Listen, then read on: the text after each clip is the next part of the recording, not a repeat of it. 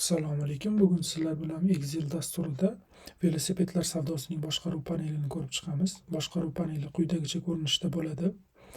Xo'p, bizda quyidagi ma'lumotlar bor. Shu ma'lumotlar yuzasidan boshqaruv panelini tuzamiz. Undan oldin men ishlab chiqdim. Bularni o'chirib tashlayman. Xo'p. O'chirib tashlayman. Va sizlar bilan qaytadan buni yozib chiqamiz. Xo'sh, bizda quyidagi ma'lumotlar bor. Ya'ni bu yerda har bir mijozning ID'si, oila qurgan yoki qurmaganligi, ularning jinsi, daromadi, bolali yoki bolali emasligi, xo'p, o'quv darajasi, ya'ni bakalavr diplomi yoki maktabda bitirganligi haqida ma'lumot va ularning kasbi, shaxsiy uyi bor yoki yo'qligi, mashinasi bor yoki yo'qligi va uyidan ishigacha bo'lgan masofa va u mijozning joylashgan regioni va yoshi va ular velosiped sotib olgan yoki sotib olmaganligi haqida. Bular asosan qandaydir Instagram yoki shunga o'xshagan platformalarda velosiped olish uchun ariza qoldirgan deb qarasak bo'ladi. Bizda to'liq ma'lumot yo'q. Xo'p, bu darsni olishimga sababchi bo'lgan o'zim data analitikani o'rganayotganimda Alex The Analyst kanalidan ilhomlanib ushbu darsni tayyorlayapman. Quyida darsni to'liq ko'rishlaring uchun link havola qoldiraman. Bemalol ko'rib olsalaring bo'ladi, faqat ingliz tilida. O'zbek tilida bunday ma'lumotlar yo'qligi uchun o'zim birinchi bo'lib harakat qilmoqchiman. Ya'ni o'zbekcha kontent yaratish uchun obuna bo'ling, like bosing va shunda davomli bo'ladi darslarimiz. Xo'p.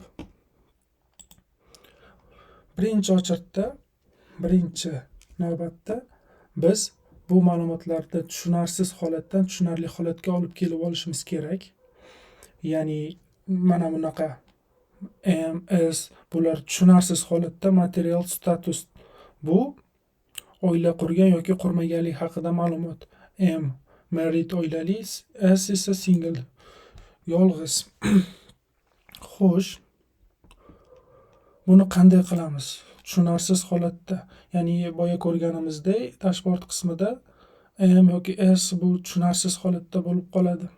Bularni to'g'ri variantga olib kelamiz. Undan oldin biz asl datani, ya'ni biz ishchi joyimizga o'tkazib olishimiz kerak. Ya'ni bu asl data yo'qolib qolmasligi kerak, chunki yo'qolib qolsa, biz qayerdadir xato qilsak, qaytib olishimiz uchun. Xo'p, yangi jadval ochaman. Ish muhiti deb sheet ochib oldim, ya'ni varoq. Bu yerga quyidagi datalarni ko'chiraman. Xo'p, Ctrl S va ko'chirib oldim. Ana endi birinchi ochirda biz bu yerdan dublikat fayllarni topib olishimiz kerak. Belgiladim hammasini. Dataga o'tib, remove duplikatni bossak, bu yerdagi har bir ustun bo'yicha duplikatlarni o'chirib tashlaydi bizda. Ya'ni mana bu rowlar bo'yicha tekshirib chiqadi. Har bir row bo'yicha. Xo'p, bizda 26 ta duplikat bor ekan. Barchasini o'chirib tashladik. Endi duplikat fayllar, duplikat ma'lumotlar bitta ma'lumotni 2 yo 3 marta takrorlanishidan hosil bo'ladi. Ya'ni mana bu ma'lumot deb qarasak 2-3 marta keladi. Bu bizga noqulayliklar olib keladi yoki bu juda katta bir xato deb qarasak ham bo'ladi. Ana endi biz oldin tekshirib chiqaylik. Filtr qo'yamiz. Ya'ni bu yerda yana duplikat fayllardan tashqari imloviy xatolar ham bo'lishi mumkin. Bularni to'g'rilashimiz kerak. Xo'p, MS bunda to'g'ri. Xo'p, gender female yoki male, bu ham to'g'ri, ya'ni biz ortiqcha bo'lgan, ya'ni boshqacha bo'lgan joyda qidiryapmiz. Yoki mana bakalavr bo'ladigan bo'lsa, bakalaureus deb ikki xil nom bilan yozilib qo'yilgan bo'lishi mumkin, lekin bitta narsani anglatadi. Shulardan qochishimiz kerak, ya'ni bir tekshirib olishimiz kerak. Buni eng sodda yo'li filtr qo'yib, mana bu yerda unikal qilib beradi, guruhlab beradi. Bu juda ham tezlashtiradi ishimizni. Yana ham boshqacharoq yo'llari bo'lsa, komment yozsalaring, men ham bilib olgan bo'lardim. Occupation, ya'ni kasbi, clerical, mana bu yoki management yoki management for bir narsa deb aytilgan bo'lishi mumkin. Shularda bir xil nomga keltirib olishimiz kerak. Xo'p, mil hammasi to'g'ri hozircha. Yevropa, Pasifik va North Amerika. Hozircha hammasi to'g'ri, ya'ni sonlarni qaramayman, chunki bular aniq bir raqam bo'lgani uchun. Yes yoki no. Hammasi to'g'ri hozircha. Endi bizda tushunarsiz joylarda tushunarli holatga olib kelishimiz kerak. Buning uchun nima qilamiz? Mana bu ustunda tushunarsiz ma'lumotlar bor, ya'ni MS bu harflar, ya'ni bu harflar ham nimanidir anglatadi. Ya'ni dashbord qismida bu bizga sal tushunarsiz bo'lib qolishi mumkin, shuning uchun belgilab oldim. Ctrl H tugmasini bossam bizda replace sahifasi chiqadi, ya'ni biz topgan ma'lumotni nimagadir almashtirish. Bizda bu qatorda M tushunarsiz. Keling S dan boshlaymiz. S tushunarsiz. Bu single, ya'ni yolg'iz. Yolg'iz, ya'ni bo'ydoq. Xo'p, belgilab oldim. Hammasi to'g'ri. M bizda bu oilali bo'ladi, married.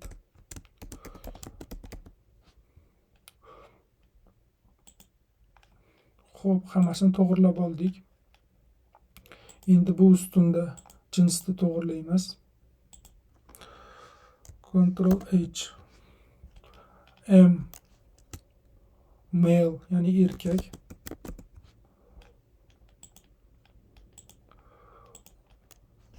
Female. F esa ayol.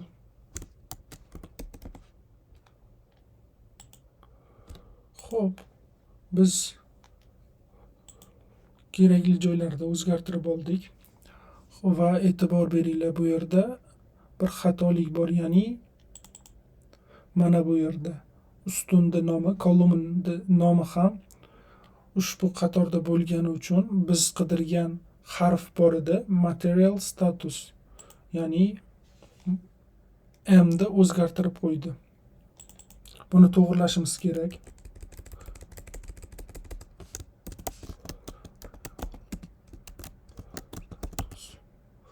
To'g'rilab oldik. Qarasak, endi oilali va yolg'iz bo'lib o'zgardi bu. Xo'p, ajoyib. Ana endi keyingi qadamga o'tsak bo'ladi. Xo'p, bu yerda tushunarsiz bo'lgan joylar deyarli qolmadi. Faqat bir narsa, mana bu yoshlarni iloji boricha guruhlab olishga harakat qilishimiz kerak. Nimaga guruhlab olishimiz kerak? Chunki qandaydir diagramma yaratayotganimizda yoshlar har bir yosh bo'yicha alohida chizma hosil qilishi mumkin. Buni oldini olib biz guruhlab olamiz, ya'ni yosh, qari, o'rta yosh, shu ma'noda. Xo'p, buning uchun alohida ustun hosil qilaman, ya'ni katak. Bu yerga yosh chegarasi, inglizcha nomi esimda yo'q, shuning uchun yosh chegarasi deb yozib qo'ya qoldim. Xo'p, bu yerga formula yozishimiz kerak. Yoki har birini bittalab yozib chiqishga harakat qilishimiz kerak. Bu yerga qarasangiz, 1000 dan ziyod ma'lumot bor. Xo'p, boyagi 1000 bitta ma'lumot bor ustun bilan qo'shganda. Boyagi dublikatlar bilan 1027 ta bo'ladi. Xo'sh, Ana endi formula yozishga o'tamiz. Har biriga bittalab yozib chiqishni tasavvur qiling. 1000 ta ma'lumot, 1000 ta ma'lumotga har biriga yozib chiqish. Bu anchagina vaqt talab qiladi, balki kunlar talab qilishi mumkin. Shuning uchun qisqa formuladan xo'p 30 sekund ichida yozib tugatamiz 1000 ta ma'lumotni. Buning uchun ifs degan shart operatori kerak, ya'ni bir nechta shartlarni o'zida qabul qiladi yoki if deb foydalansak ham bo'ladi. Each if deydi. Nested if deb qarasak bo'ladi. Biz nested ifdan shagallashib o'tirgandan ko'ra ifsdan foydalanamiz. Ya'ni xo'p, birinchi logik test. Mana bu yerda qanaqa tartibda yozishimiz kerak bo'ladi. Ya'ni birinchi test bo'lsa, test bajarilgandagi holat va yana test bo'lib ketaveradi. Hozir buni ko'ramiz. Xo'p, L2 mana belgilab oldi. L2 kichkina bo'lsa 30 dan bu holatda yosh bo'ladi.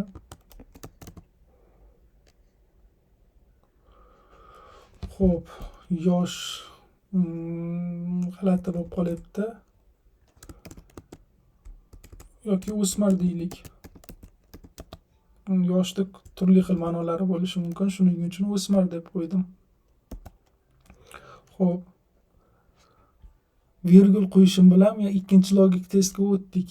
Ya'ni bu yoqqa qaragan bo'lsalaring, birinchisida qavs yo'q, ikkinchisida to'rtburchak qavs. Bu nested ifga o'xshab ishlaydi. Ya'ni orqa tomonda baribir ifga qo'yib beradi. Xo'p, o'smir agar L2 ustuni kichkina bo'ladigan bo'lsa, ozgina kattalashtirib olay. Ko'rinmayotgan bo'lishi mumkin. Xo'p, L2 ustuni kichkina bo'lsa yoki teng bo'lsa 55 ga odatda pensiya yoshi 56 bo'ladi. Shuning uchun 55 yoshgacha deb oldim. O'rta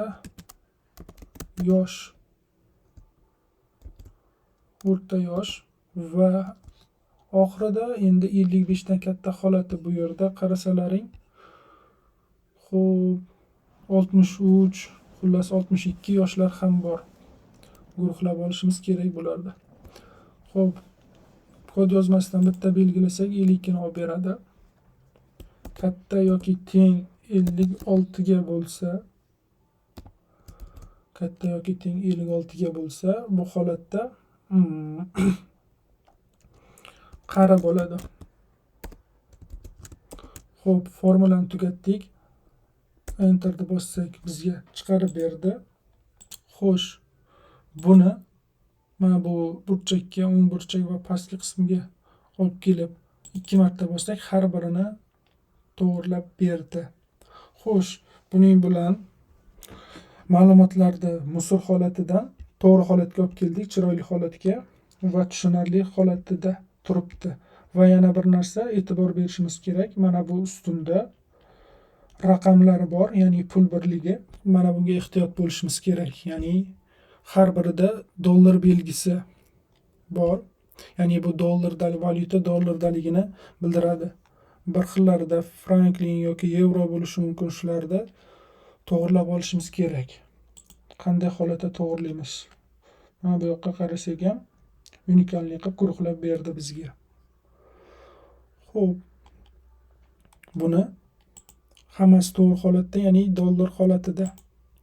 Bularni valyutaga o'tkazishimiz kerak. Buning uchun home'ga o'tib, generaldan emas, currency ya'ni pul birligi haqida bildirib qo'yishimiz kerak Excelga. Bildirdik, ya'ni pul birligi bo'ldi bu. Va biz o'nli holatdan oddiy son ko'rinishida ko'rsatib qo'yishimiz kerak. Ya'ni bu ko'rishimiz uchun juda ham muhim, ya'ni bir qarashda tushunib olishimiz uchun chalkashliklardan oldini oladi. Xo'p, mana chiroyli holatga keltirdik. Ana endi pivot jadval hosil qilamiz. Pivot jadval bu mana bu ma'lumotlarni hisobot ko'rinishiga olib keltirish, ya'ni chiroyliroq holatda, ya'ni foizlar berishimiz mumkin, qandaydir sonlar ustida amallar bajarishimiz mumkin, ya'ni har bir gender bo'yicha yoki oilali emasligi haqida qancha ma'lumot bo'lishi mumkin. Misol uchun bu yerda erkaklar qancha yoki ayollar qancha degan ma'lumotlarda chiroyliroq ko'rinishda chiqarib berishimiz uchun buni aslida count orqali sanab olsak bo'ladi. Bu unga ozgina formulalar yozish kerak va boshqa narsalar qilish kerak, ozgina vaqt ketadi. Shuning uchun biz oddiy pivot jadval hosil qilamiz. Pivot table. Xo'p, insertga o'tib pivot table'ni bossak yoki recommended qilamiz. Recommended odatda maslahat bermayman, chunki sizga kompyuterda, ya'ni Excel o'zi tavsiya qiladi. Qachonki foydalanasiz, bu yerda qachonki pro darajaga yetganingizda, ungacha siz qo'lda yasashga harakat qiling. Xo'p, mana bu yerda tushuntirishim kerak bo'lgan narsalar bor. New worksheet debdi. Yangi sheetsda ochib beradi. Ya'ni pivot jadval bizga bu kerak emas. Ya'ni sheets 2 da ochib bersin. Xo'p, sheets 2 dan oldin mana buni nomlab olishimiz kerak. Pivot table deb endi pivot table'ni bosib, xo'p, endi biz kiritmoqchi bo'lgan ma'lumotlarni belgilab olishimiz kerak. Bu yerga bosamiz va ish muhitidan bizga kerak bo'ladigan qismini belgilab olamiz. Mana bu yerdan. Xo'p, odatda mana buni o'zini bosib, Ctrl A ni bossalaring hammasini olib beradi. Afsuski menda Mac bo'lgani uchun bu ozgina ishlamaydi. Xo'p, $1000 qator boya 1001 ta ma'lumot borligini ko'rgandik, ya'ni n-chi ustunning oxirgi joyigacha belgilab oldim.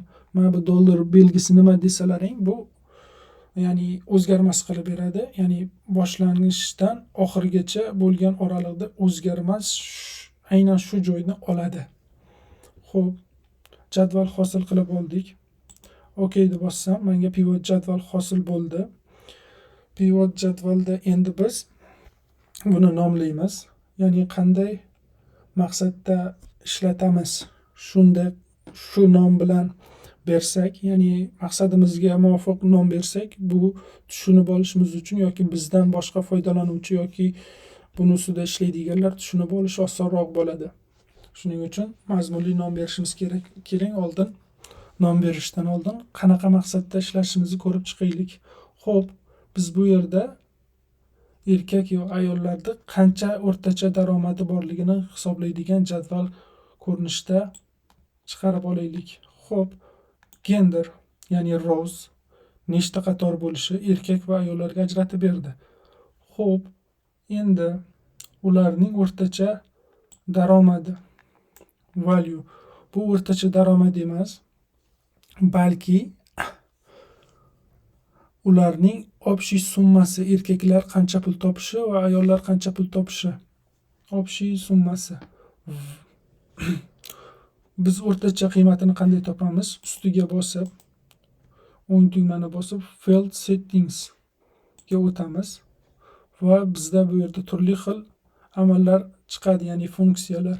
Biz bundan average yoki AV ga o'rtacha qiymatini olamiz va e'tibor bering, bu yerda oddiy son ko'rinishda ham bo'lishi mumkin.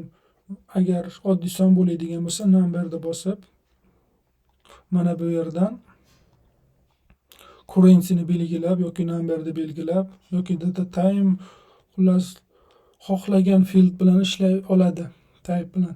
Biz currencyni belgilaymiz va mana bu yerda decimal place deydi, ya'ni o'nli son ko'rinishda chiqarsinmi. Misol uchun mana bunday 2 ni bersam, e'tibor bersalaring, mana bu yerda nuqta qo'yib 10 ni ham oldi. Yoki 3 qo'ysam, 3 ta nuqtadan keyin uchta sonni olishini bildiradi. Biz 0 ta son bilan ishlaymiz. Ya'ni bizga o'nli son kerak emas. Xo'p, olsak mana. Xo'sh, ayollar va erkaklarda o'rtacha ish haqqi yoki daromadi deb olsak bo'ladi. Keyin har bir rowning value qiymati bu. Endi column bersak bo'ladi. Column bu B, S, D larning nomi deb qarasak bo'ladi, ya'ni o'sha ustunning nomi. Xo'p, purchase bike, ya'ni velosiped sotib olgan yoki sotib olmagan. Xo'sh, purchase bike chiqdi. Ya'ni velosiped sotib olgan yoki sotib olmagan larning o'rtacha daromadi. Xo'p, sotib olmaganlarda daromadi ayollardan 53 ming, erkaklarda 56 ming. Bu yoqqa qaragan bo'lsalaring, birmuncha ozgina ko'proq velosiped sotib olganlarda o'rtacha daromadi. Xo'sh, filtr.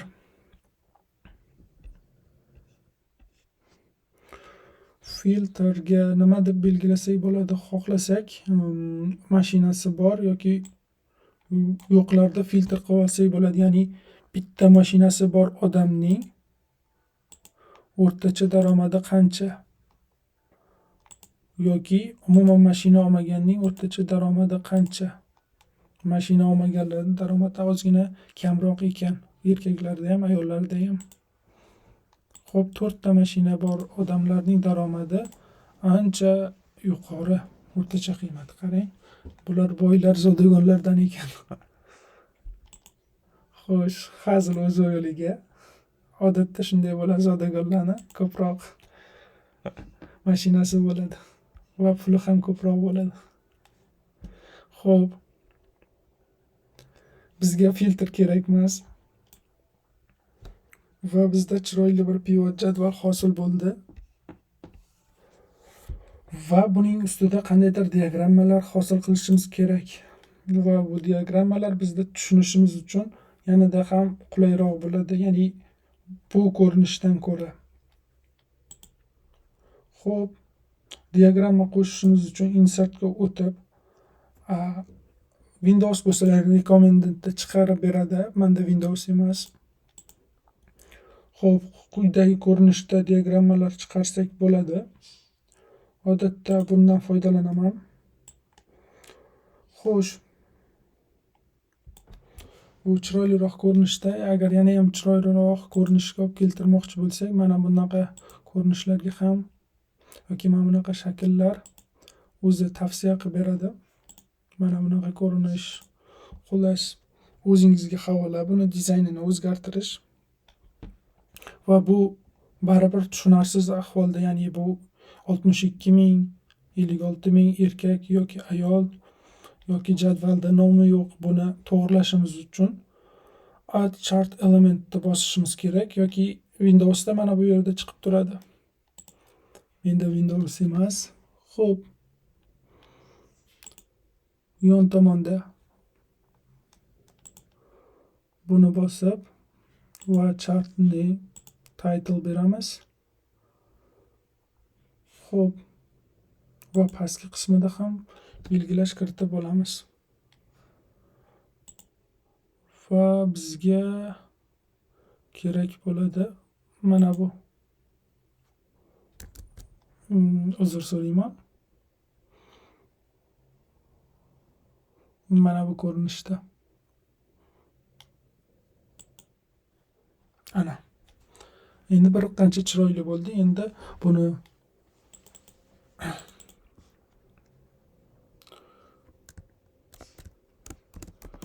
jins bo'yicha o'rtacha daromad yoki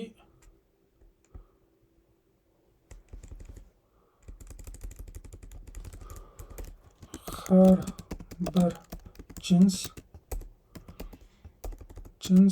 bo'yicha har bir jins bo'yicha velosiped ko'rganlarni o'rtacha daromadi deb qo'ysak bo'ladi. Xo'p, bir qancha uzun bo'ldi, lekin tushunarli holatga keldi. Xo'p, o'rtacha daromad va bu yerda jins deb belgilab olamiz.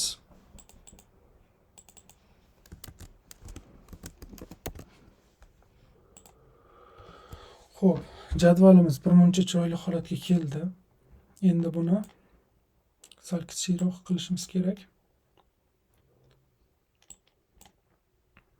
Ana. Xo'p, ikkinchi jadvalga o'tamiz. Ikkinchi pivot jadvalimizga. Xo'p, buning uchun insertga kirib, quyidagi ishni yana takrorlaymiz. Bizga yana boshlang'ich qismi kerak. A n $1001 qator. Shuni copy qilib olay, yana bir marta ochamiz hali. Xo'p. Ana endi har bir mana bu yoqqa o'tsam, pivot jadvalimizga o'taman. Xo'sh, ana endi qanaqa ish qilamiz? Xo'p, bu yerdan bizga kerak bo'ladi purchase bike, sotib olgan yoki sotib olmaganlarning ma'lumotlari va ularning yosh chegarasi bo'yicha, yoki yaxshisi keling, mana bunday qilaylik, yosh chegarasini oxirida ko'ramiz. Xo'p, region community distance, ya'ni mana bu yerda ularning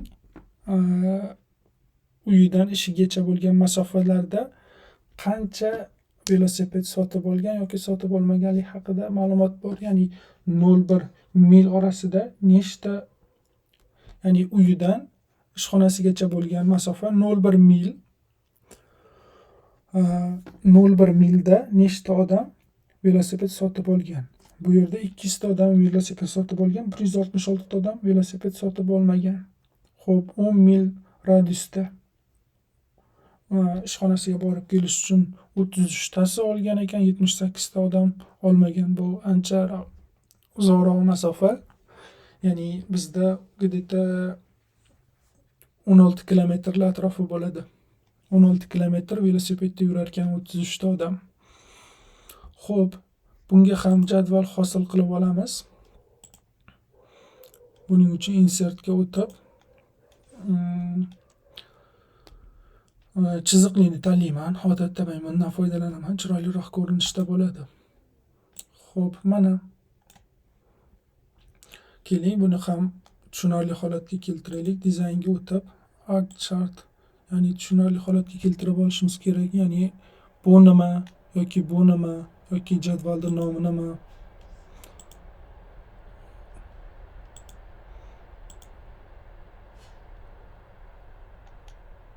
Chart title. Xo'p.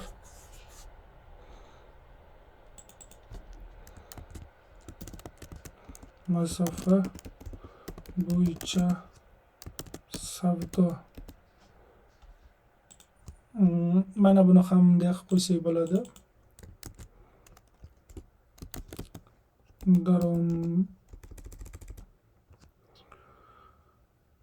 Jins, ya'ni ayol va erkak deb o'tirmaymiz. Jins daromadi bo'yicha savdo. Mana endi sal tushunarliroq holatga keldi deb o'ylayman. Ya'ni jadvalimizga ham sal chiroyliroq fayz kirdi desak bo'ladi.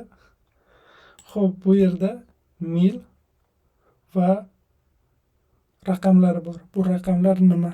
Misol uchun 0-1 orasida 200 ta odam sotib olgan dedik. Mana bu 200 ta turibdi. Bu demak odamlar soni. Mijozlar soni yoki mana bu masofa.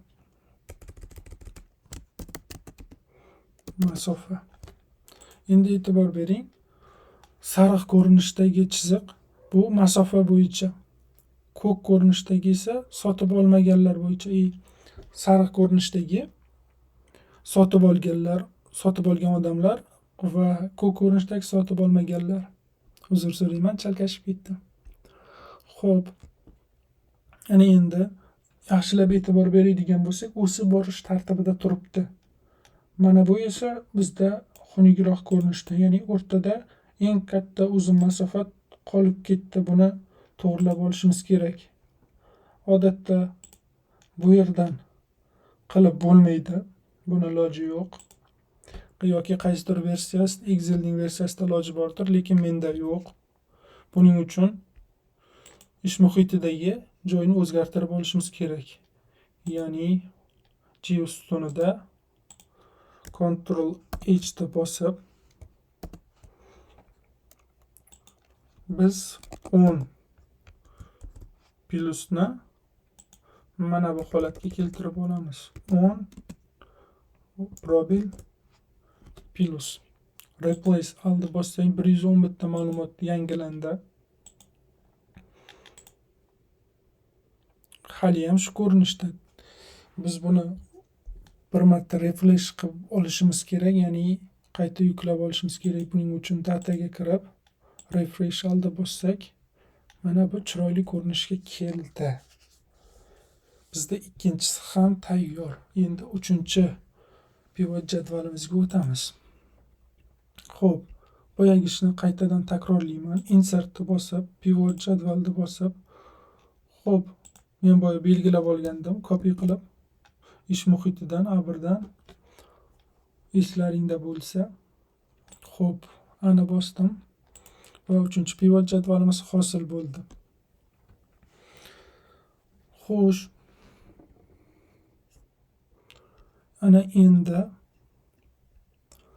biz nima bo'yicha qilishimiz kerak edi? Yosh chegarasi bo'yicha rowlar berishimiz kerak va ular velosiped sotib olgan yoki sotib olmagan. Misol uchun o'rta yoshlilar 746 ta, o'smirlar 83 ta, qarilar esa 171 ta odam sotib olgan yoki sotib olmagan. Ya'ni bular o'smirlarning yoshi 83 ta, jami 83 ta. Hali sotib olgan yoki sotib olmaganlarga ajratganimiz yo'q. Ana endi sotib olgan yoki sotib olmaganlarga ajratdik. Ya'ni sotib olmaganlar 354 ta, sotib olganlar esa 392 ta. Ya'ni birmuncha ko'proq ekan sotib olganlar o'rta yoshlilarda. O'smirlarda 48 ta sotib olmagan, 35 ta sotib olgan. Qarilar endi velosipedda kamroq yursa kerak deb o'ylayman. Chunki ancha jismoniy mehnat ketadi haydash uchun. Xo'p, ana endi bunga ham jadval hosil qilamiz. Buning uchun insertga kirib, xo'p, chiziqlini tanlayman. Odatda men shundan foydalanaman. Mana bu ko'rinishda jadval hosil bo'ldi. Xo'sh, ana endi bularni chiroyliroq ko'rinishga keltirib olamiz. Xuddi boyagi ishimizni qaytadan takrorlagandek. Buni har doim qilishni tavsiya qilaman, chunki bizdan boshqa odam ko'rayotganda tushunarliroq bo'lishi kerak. Ya'ni bu faqat o'zimiz uchun tayyorlamaymiz. Aynan qaysidir kompaniya yoki ishimiz uchun tayyorlaymiz. Shuning uchun. Xo'p. Buni yosh bo'yicha savdo yoki uning mijozlar soni bo'ldi va yosh chegarasi deb nomlab oldim. Mana bu ko'rinishda hosil bo'ldi. Ana endi nimaga biz yoshlarda olmadik, ya'ni nimaga yoshlarda olmadik, buni ham ko'rsatib o'taman. Ctrl S da bosib bu yoqqa copy qilib oldim.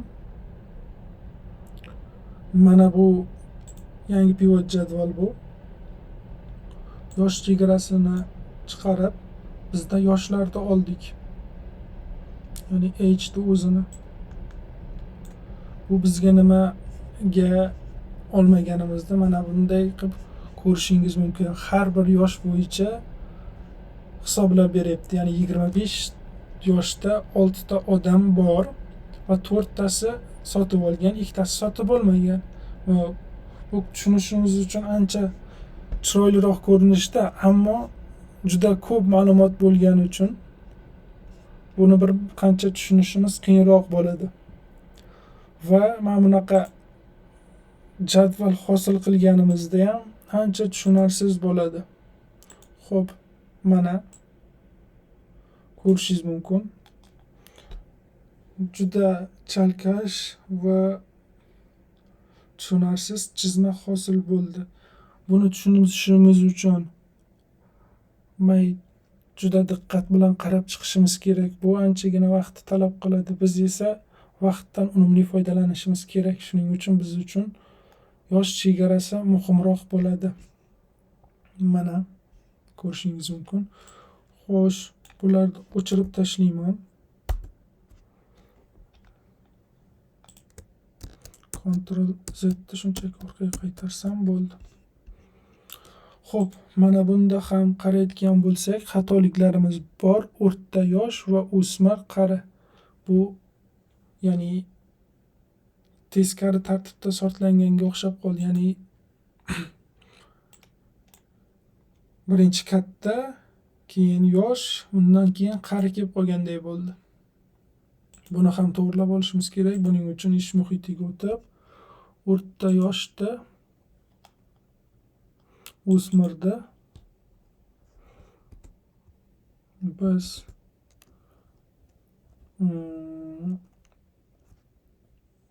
nima deb nomlasam bo'ladi? Xo'sh, chiroyliroq nom bo'lsa kommentda yozing. Men shunchaki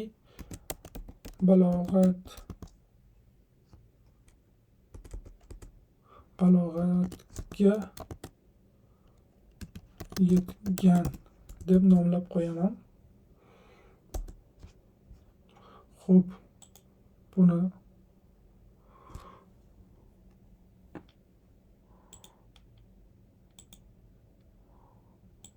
ikki marta bossak balog'atga yetgan chiqdi. Mana ko'rishingiz mumkin.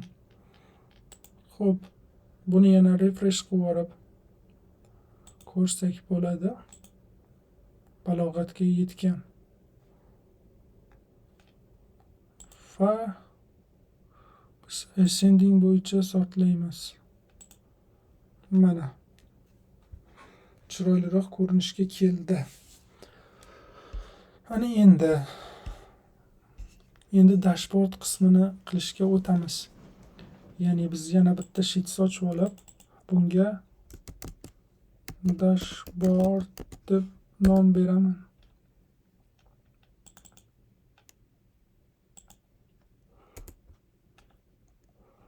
Dashbord.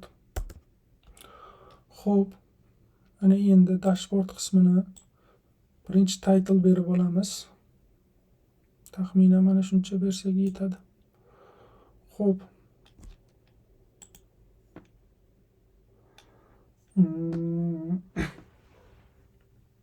Insertga emas edi.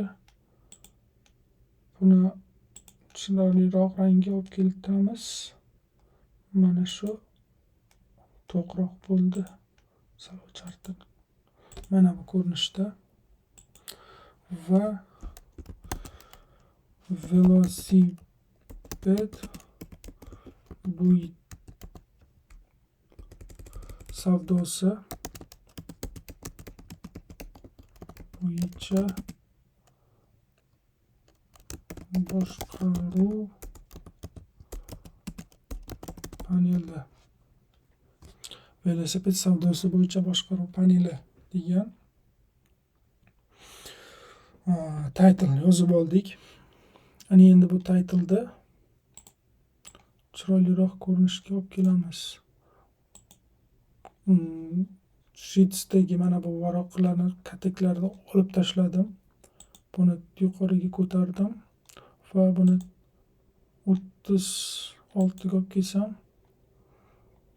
chiroyliroq ko'rinishda va rangini o'zgartirsam mana chiroyliroq ko'rinishda keldi.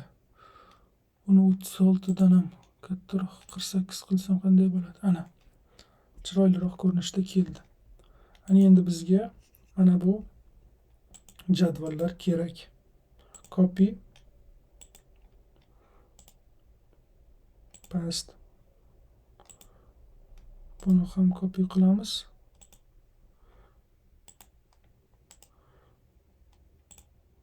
Paste.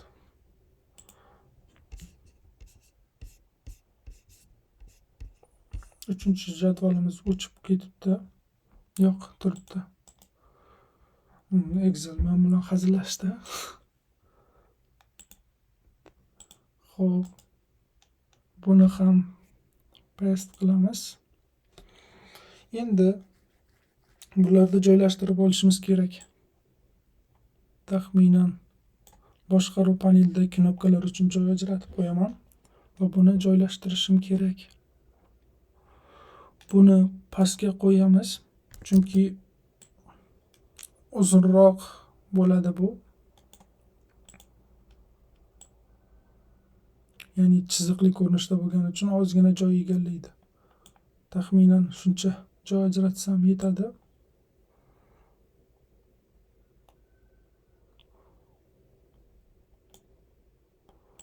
Xo'p. Bunga ham mana chiroyliroq ko'rinishda bo'ldi. Xo'p, shift bosib buni ham belgilab shape formatdan align top qilsak tepaga mahkamlab berdi. Ya'ni mana buni 8-qatorda tepasiga mahkamlab berdi. Xo'p, buni cho'zsak va sal pastroq olib kelsak chiroyliroq ko'rinishda. Ana bizda quyidagi boshqaruv panelimizda diagrammalari chiroyliroq ko'rinishda olib keltirib oldik. Mana buni sal suramiz. Xo'p.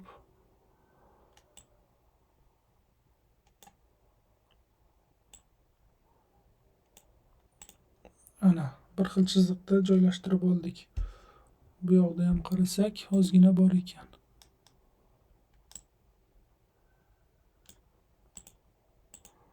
Ana to'g'ri tartibda joylashdi. Ana endi bularning dizaynini ham yana ham chiroyliroq qilishimiz mumkin. Dizaynga o'tib mana bu ko'rinishda yoki bu bizga yoqadigan odatda chiroyliroq ko'rinishga olib kelsak bas yetadi. Mana shunda qola qolsa, buni ham menga qora rang yoqadi to'g'risi, ochig'i. Ko'zga qandaydir foydali. Ya'ni ko'zni og'ritib qo'ymaydi. Oq rangga qaraganda. Xo'p, endi biz slice'lar bilan ishlaymiz. U slice nima desak, ya'ni har bir jadvalimiz yoki pivot jadvalimizda qandaydir knopka orqali boshqarish bo'ladi. Birinchi jadvalimizni belgilab olib, pivot chart analizdan insert slice'ni bosamiz va bizga gender bo'yicha slice kerak. Mana bu chiqarib berdi. Joylashtirib oldik. Ya'ni e'tibor bersangiz ayollarniki bu. Bu esa erkaklarning jins bo'yicha o'rtacha daromadi. Ko'rishingiz mumkin. Yana bir zo'r tarafi bor. Slice'da biz bitta jadval ustida ishlaganimiz uchun Bu jadvallarni ham bunga bog'lashimiz mumkin. Aynan mana bu diagrammani o'zida emas. Xo'p, slicerga kiramiz buning uchun. Report connection, ya'ni hisobotlarni bog'lash degan ma'noni bildiradi. Men aytgandim boya, pivot jadvallarda nomlash kerak deb. Nimaga kerakligini hozir ko'rib turibsiz. Ya'ni tushunarsiz holatda turibdi.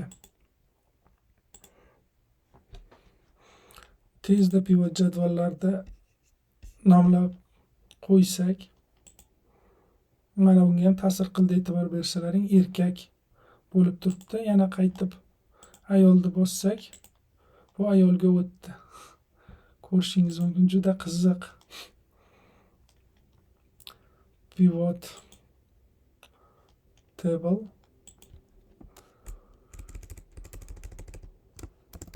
jins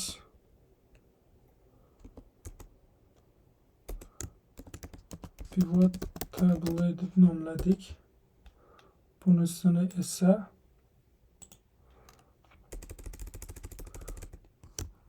masofa pivot table masofa bo'yicha bo'lgani uchun, bu esa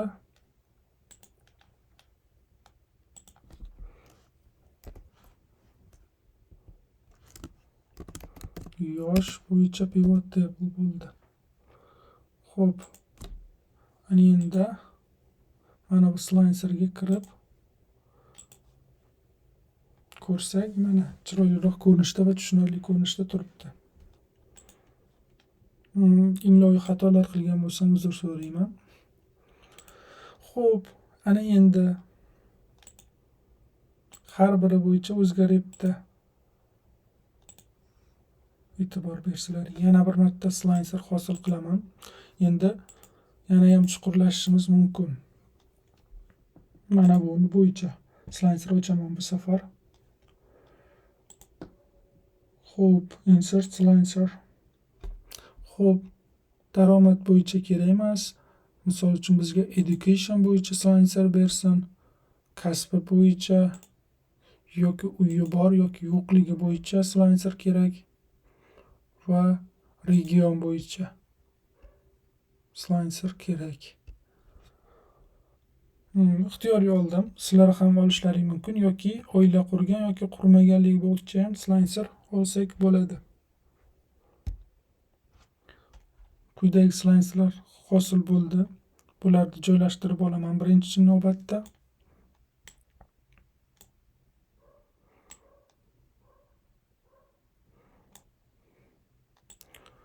Region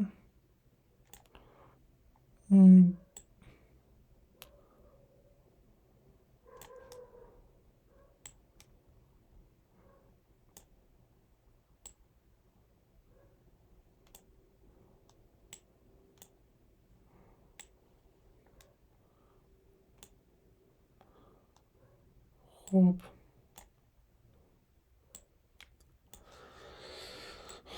Bu slicerlarni joylashtirish ozgina vaqt oladi. Uzr so'rayman vaqtlaringni olayotganim uchun. Va bizda so'nggisi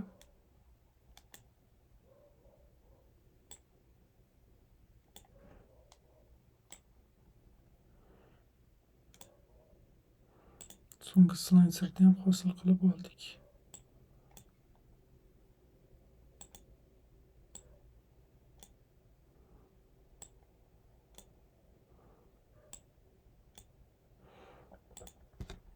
Ana endi bularni bir-biriga bog'lab chiqishimiz kerak. Slicer report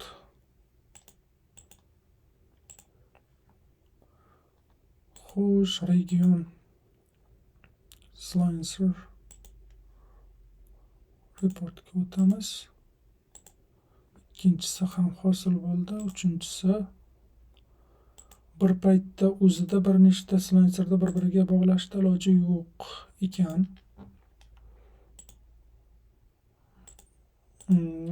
Uni keyingi versiyalarda kutib qolamiz. Shunaqa qilishda iloji bo'lganda yaxshiroq bo'lardi. Anchagina vaqt tejardi. Xo'p, ana endi boshqaruv panelimizda Xo'p, buni yopib qo'yaman. Har birini bog'lab chiqdik. Misol uchun buni o'chirib qo'yaman. Oilali bo'lganlarning o'rtacha daromadi va ular velosiped sotib olgan yoki sotib olmaganlar. Misol uchun balog'atga yetgan oilali odamlarda umuman sotib olmagan yoki qarilarda taxminan 100 tami yo'q 40 taday odam bor sotib olibdi. Shu ko'rinishda chiqarib olsak bo'ladi yoki bunga yana bir filtrlash amalini qo'shsak, Yevropadagi sotib olganlar ancha ko'p ekan o'rta yoshlilarda.